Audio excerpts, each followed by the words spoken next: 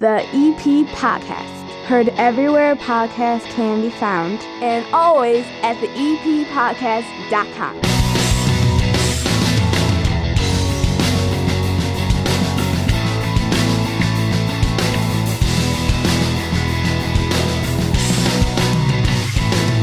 And belly on up to the 9-foot homemade oak bar here in my basement. Pour yourself a cold one. My name is Chris, and I'm one of your neighbors, and this is the EP Podcast. The weekend update with a special guest today, Doc Mathius, principal over at Queen of Martyrs, made the news this week. Maybe you heard about it. It was really probably the biggest story on the South Side. He joins me on this episode in just minutes. This episode, just like every other episode of the EP Podcast, brought to you by the First National Bank of Evergreen Park, located in that iconic building on the corner of 95th and Pulaski. Remember, you can teach your kids about money and show them the importance of saving. Get a junior savers account from First National Bank of Evergreen Park, and with that account, kids earn interest on every dollar they deposit so they can watch their money grow. Show your children how rewarding saving can be. Learn more at bankevergreenpark.com/juniorsavers/EP, or stop in, get an EP Podcast card magnet right there at the bank. No minimum required to open. Member FDIC. We've got a big guest today. I think a lot of people are going to listen to this episode. If you didn't hear the story, I'll fill you in on it. Early this week, the principal of Queen of Martyrs School in Evergreen Park, Jacob Doc Mathius, everybody calls him Doc. I called him Doc when he was my teacher back at Brother Rice. Doc sent out an email to parents telling them that he was going to make Queen of Martyrs mask optional. Now, he did this before the Archdiocese decided to do so. And a lot of people think that what he did may have started the wheel turning a little bit faster, because later on that night, the Archdiocese of Chicago joined every other archdiocese in the state of Illinois by making mask optional, at least for suburban Cook County, with the exception of 2 suburbs and then also the city of Chicago. That means some of you listening to my voice right now have kids in a school that's mask optional, and some of you don't. And many of you are on the social media having an awful lot of arguments about it. So before we go into this show, and before we get to Doc, let me put on some calming music for everybody. Hold on. There we go. And let's just come to an understanding here. Here at the EP Podcast, we cover everything going on in and around Evergreen Park. It's a service to the community. When the mayoral election occurred, we covered the candidates. When COVID first broke out, we had on medical experts. We talked to local business leaders. We talked to local politicians that were making policy. We had Dr. David Beckman on this program. The good doctor has an office over on Western Avenue. He broke down all the data, and when the data would change, he would explain it. Unfortunately, Dr. Beckman is no longer going to be coming on the EP Podcast to talk about COVID. I want to read a text message that I got from him this week in light of everything going on, especially with the debate over masks in schools. He told me I could read this. That's the only reason I'm sharing it with you. Hi, Chris.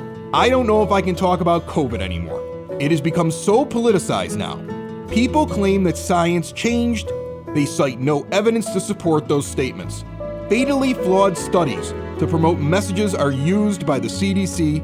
People around here act like everyone is masking all the time when we are only one of 6 states in the entire country with indoor mask mandates. And most of Western Europe never masked kids under 12, and they were fine. And then to top it all off, my 6-year-old happily and excitedly went to school without a mask. And one of his classmates asked, "Your mom doesn't believe in science?" It has become so divisive an issue at this point. I won't stop educating and discussing COVID and other health issues with all of my patients on an individual basis, but to talk publicly now, it seems that people have made up their minds on where they stand. Evidence be damned. I appreciate the opportunity you've given me to come on your show and discuss these topics. It's been cathartic, and I hope I helped some people who were nervous or unsure of what to do. I'm happy to come on your show to discuss any other health topics, but with COVID, I'm done. It's time to move on. That is from the good doctor who you have heard on this show over the last couple of years, many times. He has always been level-headed, and nothing he said in that text is untrue. And if you want to hear the latest on everything, we just had him on a month ago. You can get it on demand right here on the EP Podcast across any podcast player or at the eppodcast.com. I invite you to listen to it. There is no way that everybody will listen to this episode with Doc Mathius on it and feel the same way. And you know what? I understand that, and I respect it. In the end, we're all at different points in this. We've all had different experiences during it. When my kids cough, I cringe. I've been doing it since they were little kids, since they were babies. I hate it when my kids are sick. I'm a hypochondriac. My wife makes fun of me on a weekly basis when I find something that might be wrong and immediately decide that it's cancer or I'm dying. But I have listened to the doctors, and I have looked at the studies, and I felt confident enough in those studies to send my kids to school on Thursday without a mask. I'm not upset with people that send their kids with one or without one. I also believe that with N95 masks and vaccines, people now have the opportunity to protect themselves. And I was curious, what actually happened in my kids' school the first day that masks were optional? Is it split 50-50? Is it a majority one way or another? Well, in most Holy Redeemer, and I can only go off of what I saw when the kids walked out and from both of my boys. My youngest told me 2 masks in a room of 20 students. 18 of them opted out of wearing the mask, or their parents did. And in the 6th, 7th, and 8th grade, your junior high, my son reported he could name all 3 kids that wore a mask. The rest of the parents decided to send their kids without one. And it was a rarity that I saw a kid walk out of the building when the kids were released from school wearing a mask on Thursday at Holy Redeemer. Debate is great, and you may agree with what Doc Mathius did this week, and you may be very upset about it. All I ask you do is listen. We will start talking to Doc Mathius in mere moments, right here on the EP Podcast.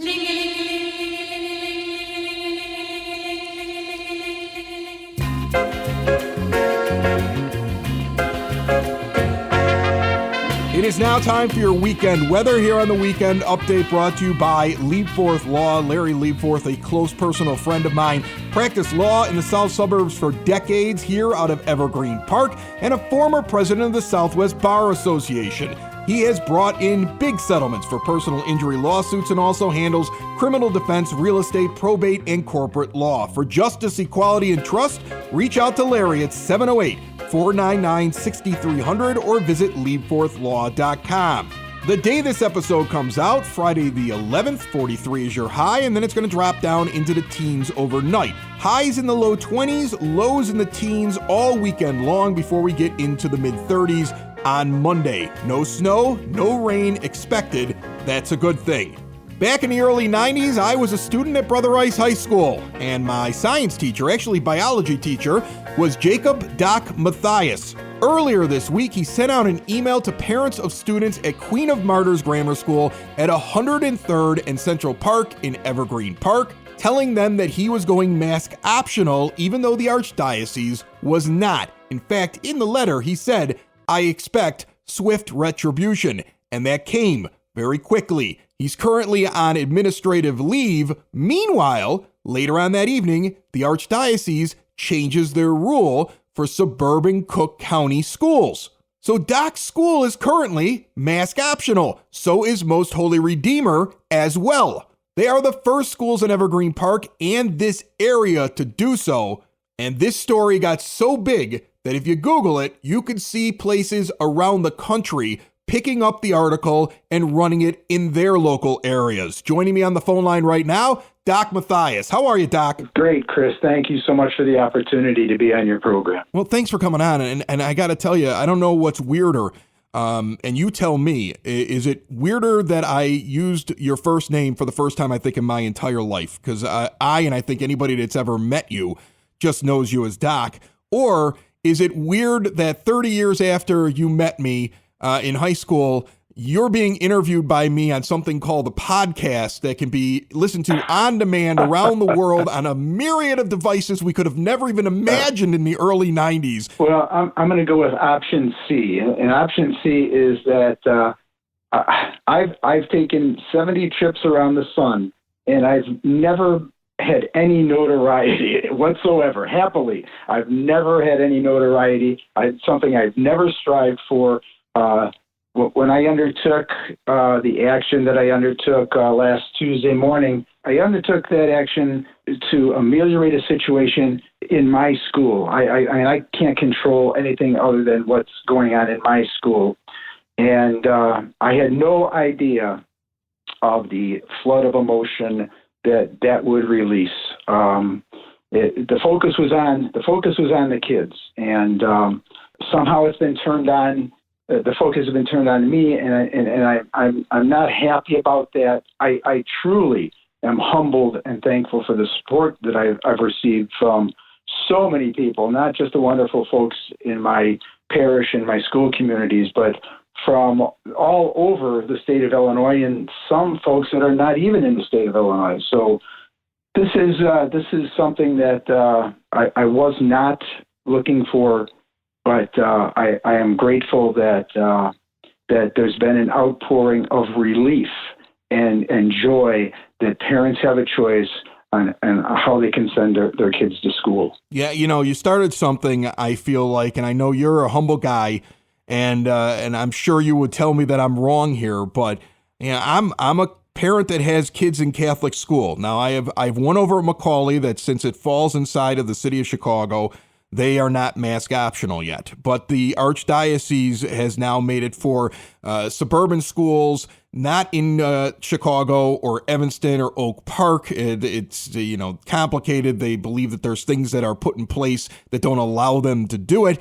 But in Evergreen Park, where your school is and where my kids go to school, they go over to Holy Redeemer. I have two of them that my two boys are in Redeemer.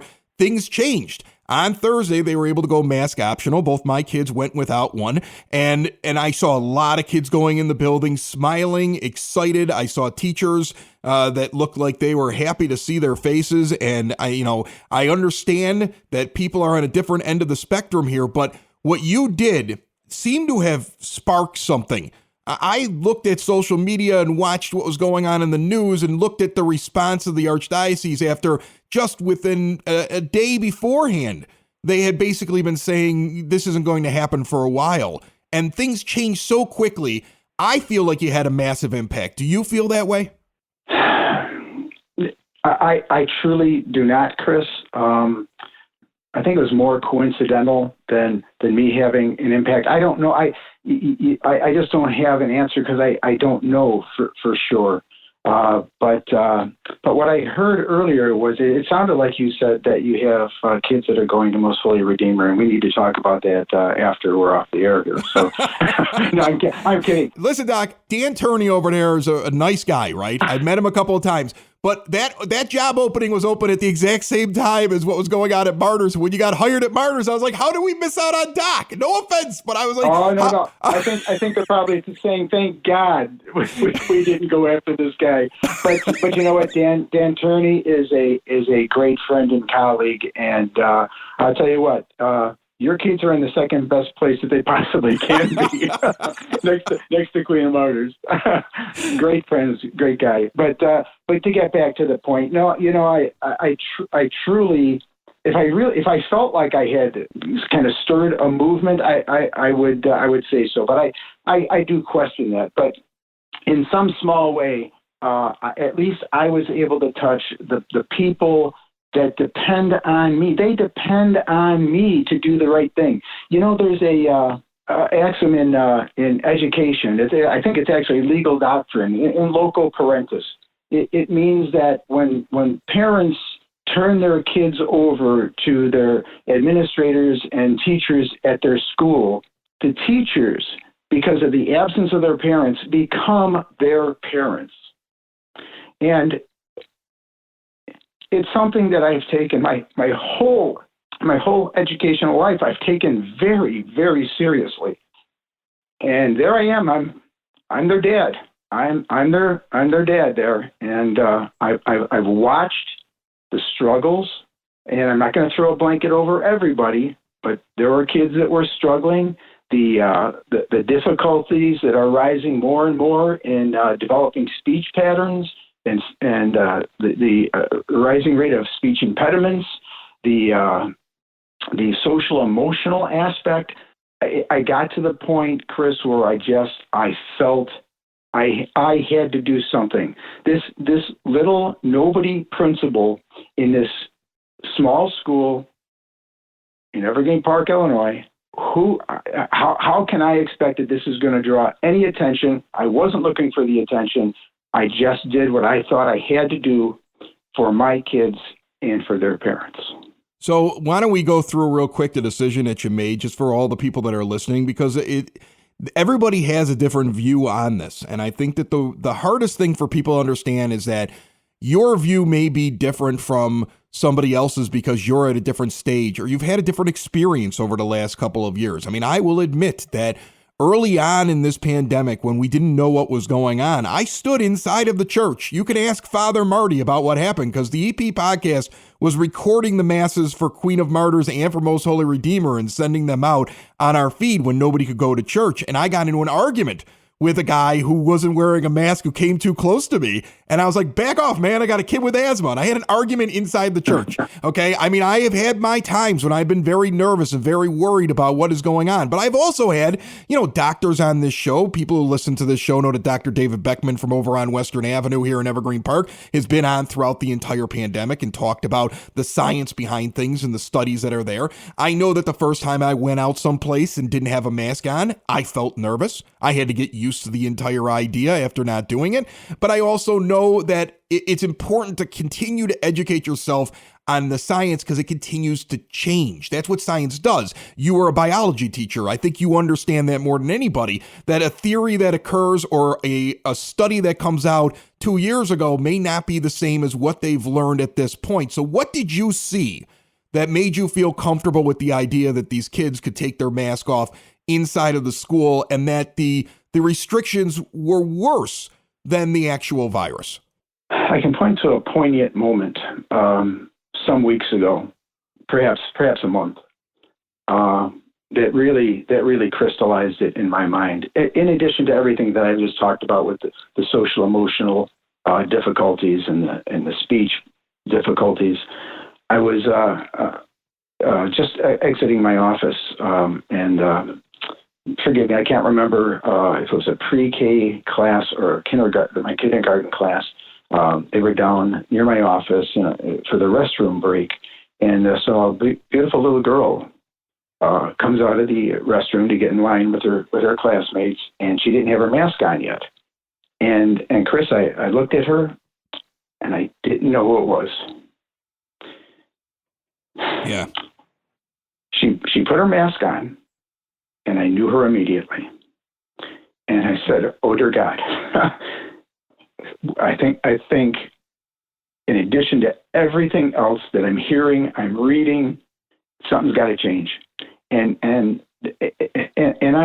would never point fingers at the good folks at the Archdiocese, but if they're guilty of anything, in my humble opinion, personal opinion, the thing that they were guilty of is there's no cookie cutters, and educators should understand that. There are no cookie cutters. Every situation individually and collectively is different.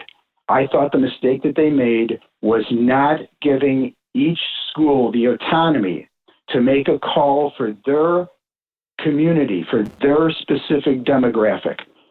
And I think they failed in that regard. And again, that's my opinion. I may very well be wrong on that, but all of that stuff was rattling around in my head, and it kind of came to a head this past weekend as the Archdiocese delivered communications to. They send communications out to usually school leaders first, the principals, and then they'll go out to faculty and staff, and then they'll go out to parents.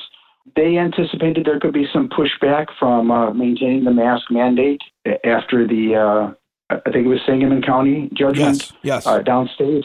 They anticipated that there could be some pushback, that there would be some pushback to some greater or lesser degree, and they provided some recommendations for how to handle that. And I'm like, okay, I think I have personally now reached critical mass.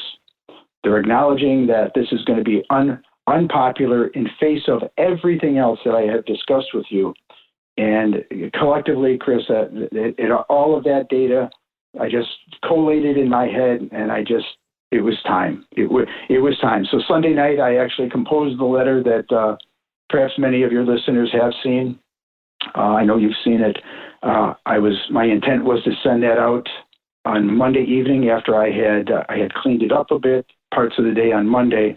I was going to send it out on Monday night, and for reasons that I hesitate to share with your listeners right now, perhaps another time. But I hesitated to see what the next 24 hours would bring, and it was a bad choice. So I went into my office and I sent that out on Tuesday morning. That's why if you look at the letter, you'll see that it says tomorrow, Tuesday, February 8th, and it actually went out on February 8th. So I forgot to correct the syntax there, and so that's what, if you detected a discrepancy, that's why I meant it to go out on Monday night.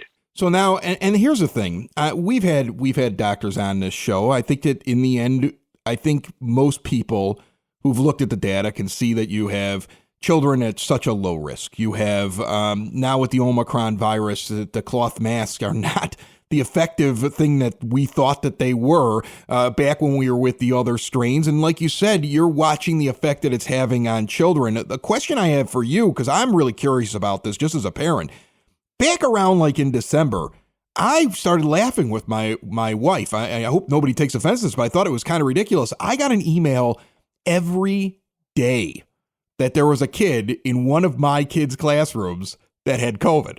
And by the end of the 2 or 3 weeks, I was like, the whole class has had it. I was like, the whole class has gotten this, even with all the mitigations. They've all gotten it, and they get sick, and generally, and with vast amounts of children, they get sick, they get better, they come back to school. It's not the same for them as it is for older people. Did you see something like that as well and say, I don't think these things are making very much of a difference, but I know it makes a difference for the well-being of my kids if they can actually take them off? Well, to answer the first part of your question, I absolutely did see that. Like my colleague Dan over at MHR, I was in the same cycle. Almost every day, I was sending a letter to. We would send 2 letters, one to the greater school community that there's a positive case in the school, and one specifically to the parents of the grade that happened in. I won't say it happened every day for any period of time, but there were I believe I did have 2 or 3 days in a row. And to address the second part of your question or your point that you made, I did notice that most of the time, if the kids that pop positive did show symptoms, they were at worst, thank the good Lord, they were at worst mild. And after seeing this for the course of a number of weeks, and then it started to push months, it's like, well, okay, a lot of them are not even showing symptoms. We have them on what started as a 14-day quarantine, down to 10, down to 7, down to 5.